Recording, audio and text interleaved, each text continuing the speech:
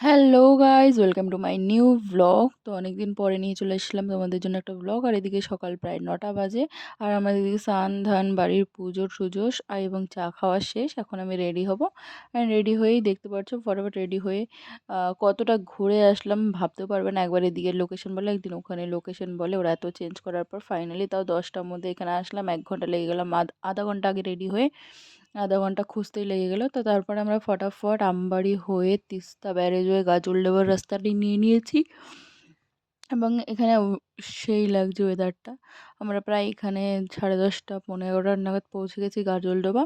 তো তারপর এখান থেকে একদম স্ট্রেট সোজা চলে গেলাম।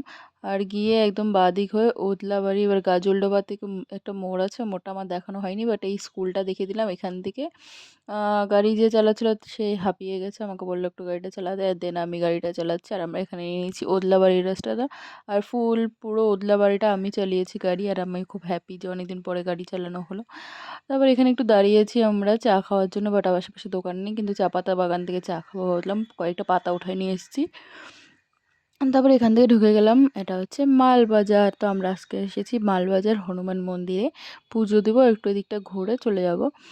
আর এখানে মালবাজার ঢুকে পড়েছি। আর এই যে এখানে এটা এই মালবাজার থেকে একদম স্ট্রেট থেকে থানাটা হয়ে একদম সোজা ওই রাস্তাটাই ধরতে হবে। আর ওই রাস্তায় সত্যেন্দ্র রায় মোড়, এই মোড়টার নাম। এই মোড় থেকে একদম স্ট্রেট গলিটা দেখলেই ঢুকলেই তোমরা একটু আগে যেতেই বাঁ হাতে পাবে মন্দিরের এই গলিটা। আর একদম মোড়ের মাথায় গলি মন্দিরটা। তো তারপরে এখানে মন্দিরের ভিতরে ভিডিও অ্যালাউ নেই বলে আমরা বাইরেই একটু ভিডিও করে নিলাম। অ্যান্ড দেন এখান থেকে আমরা একটু ভালো করে তোমাদের দেখিয়ে দিলাম। আর এখানে টাইমিংটাও দেওয়া আছে কখন কখন খোলা থাকে। আর তোমরা না জানলে বা না বুঝতে পারলে আমাকে কমেন্টে জানাবে, আমি কমেন্ট করে দেবো। আর এখানে তারপর আমরা একটু পুজোর সামগ্রী কিছু কিনে নিলাম এবং পুজো দিয়ে দিয়েছি, যেহেতু ভিতরে ভিডিও একদম অ্যালাউ নেই, তাই আর করিনি সত্যি বলতে। তো ভালো করে শান্তিমতো পুজোটা দিয়ে আমরা খেয়ে নিলাম। দেখতেই পাচ্ছ যেহেতু সকাল থেকে না খাওয়া। তারপর এখানে ডাকছিল আসো আসো আসো, তা অনেক ডাকা সত্ত্বেও আমরা গেলাম না, সরি না যাওয়ার জন্য। তারপর এখান থেকে আমরা ভাবছিলাম একটু যে বাগরাকোট যে একটা জায়গা ব্রিজ বানিয়েছে ভাইরাল, সেই জায়গাটা একটু ঘুরে যাব। তো আমরা লোকেশন খুঁজে খুঁজে এই মোড়টায় আসলাম। এই মোড়তে একদম স্ট্রেট, আর যেটা হচ্ছে বিএসএফ ক্যাম্পের এই রাস্তাটা সোজা ধরে রাস্তাটাই যেতে হবে। এই রাস্তাটা যেদিকে যেদিকে যাবে তুমি সেদিকে সেদিকে চলে গেলেই হবে, বাট স্ট্রেট একদম শেষ মাথায় গিয়ে বাঁদিকেই টার্ন আছে। একটু গ্রামের মতন এরিয়াটা ঢুকে যাবে এই জায়গাটার থেকে, যে বাঁদিকে টার্ন একদম স্ট্রেট। তো আমরা একদম স্ট্রেট চলে যাচ্ছি। আর একটু রাস্তাটা সাবধানে, এখানে প্রচুর ধুলোবালি আর রাস্তাটা একটু ভাঙা ভাঙাও আছে। আর বৃষ্টির দিনে তো না আসা অ্যাভয়েড করাই ভালো। তো ফার্স্টে আমরা এখানে এসেছি এই মোড়টাতে, এখানেও সেম ব্রিজ। তো আমরা ফার্স্টে ভেবেছি এই ব্রিজটাই। তো এখানে ফার্স্টে দাঁড়ালাম, তারপর দেখি না, এটা ওখানে একটু কথা বলে না, এর উপরেও আর একটা ব্রিজ আছে সেম। তো আমরা তার জন্য সেই উদ্দেশ্যে বেরোলাম। আর এখান থেকে ধরো আরও 5 মিনিট উপরে, 5 থেকে 7 মিনিট তোমাকে উপরে যেতে হবে।